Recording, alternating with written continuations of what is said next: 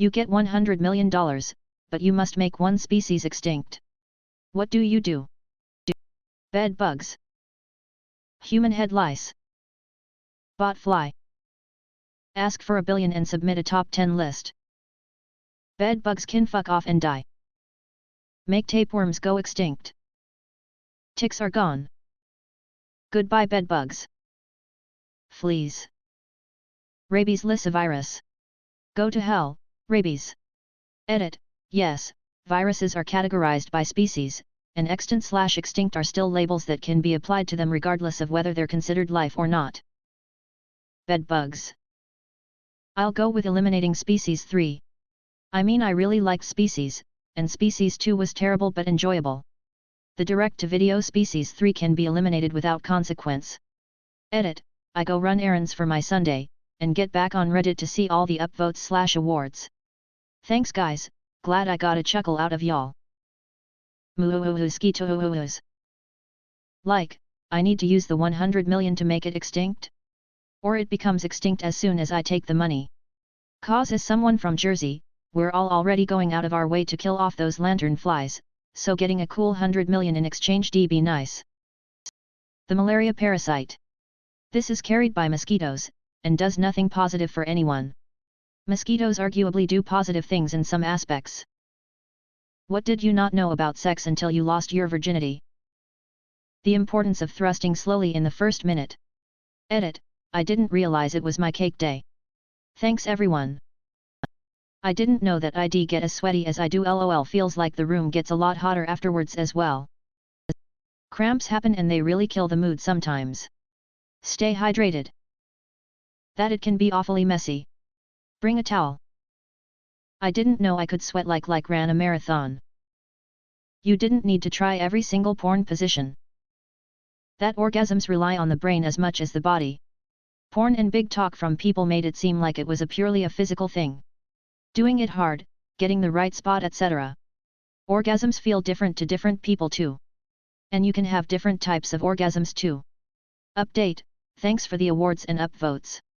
Also because I've been thinking deeply about sex and my sexual experiences today, I had a full-on tantric orgasm. Just thinking about love and connection took me to an amazing place. Woohoo!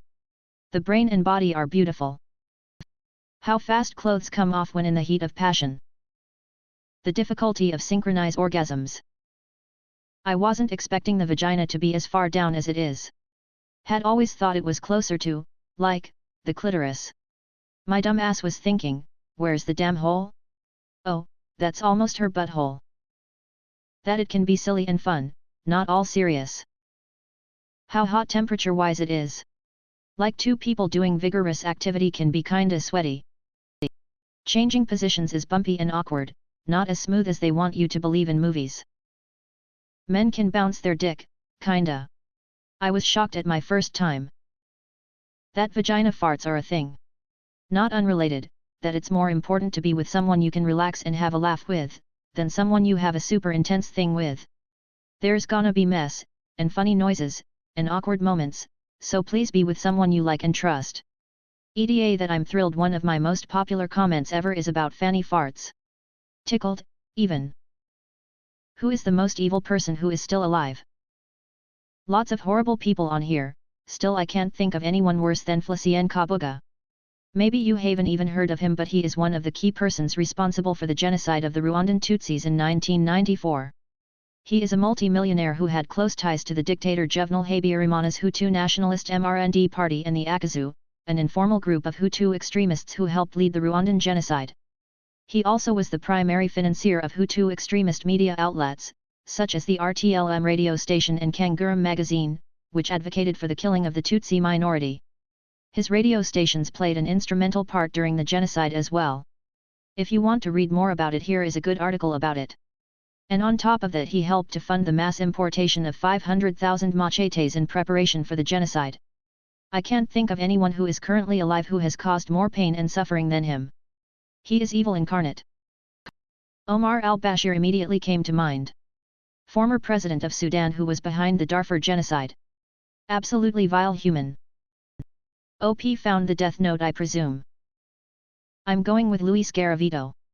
He's a serial killer who was convicted of brutally murdering and raping 147 young boys, however the death toll is likely over 200. He is currently 65 years old and in prison. However, because he aided police in finding the bodies, his sentence was reduced. He could possibly be out of prison next year. Surprised I am not seeing Joseph Fritzlow. One of the most heartbreaking cases I have ever heard of. Fritzlow imprisoned his daughter in a tiny basement under his home, for 24 years at the age of 18. In these 24 years of imprisonment, Fritzlow constantly raped his daughter, resulting in several miscarriages and 7 children. 3 of the children remained with their mother Elizabeth in captivity, 3 were raised by Fritzlow and his wife, Rosemary, and 1 was killed by Fritzlow after birth, and disposed of in an incinerator. Fritzlow would show Elizabeth porn videos, which he would then force her to reenact them with him, in front of her children, to humiliate her.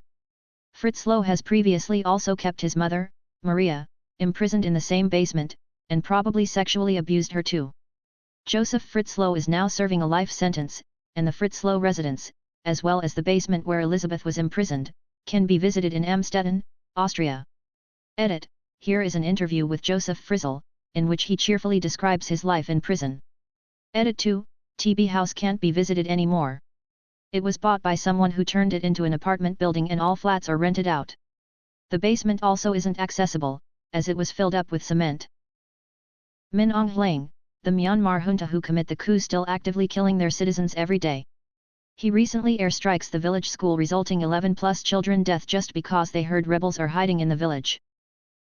Possibly Pedro Lopez if he's still alive. One of the most prolific serial killers in history who may have killed 300 people as of 1998 when he was released. His whereabouts are still unknown since '98. Australia pedo Peter Scully. He's abused and tortured girls and infants, and has shown no remorse whatsoever. The bastards who murdered Junko Furuta. What about the people from the cartel videos? All of these political figures are evil as shit, and I'm not saying they're not, but have they literally peeled people's faces off or cut somebody's heart out in front of their kid while they're still alive? Those people are as evil as they come. Gary Ridgway killed between 70 to 90 women and is still alive. Dennis Rader too. Hiroshi Miyano and the other 3 men who tortured that poor woman Junko for 40 days. Horrifying and sickening what did to that poor woman. She was raped over 500 times by over 100 men they invited over. Even worse things happened than that, but I can't bear to write it out. Poor girl was in literal hell and was only 17 when she died. Miyano only served 17 years in jail and walks free. David Miscavige. Henry Kissinger. During the Vietnam War, he secretly derailed peace talks between the North and South Vietnamese, because he wanted the war to continue and help his career, right through to the next president. He also personally planned bombings of targets in Cambodia, who were not even a part of the war. He had no military training or knowledge. He chose random targets he thought would stop supply lines to Vietnam. These were planned in secret, without Congress knowing. Once you've been to Cambodia, you'll never stop wanting to beat Henry Kissinger to death with your bare hands. Anthony Bourdain.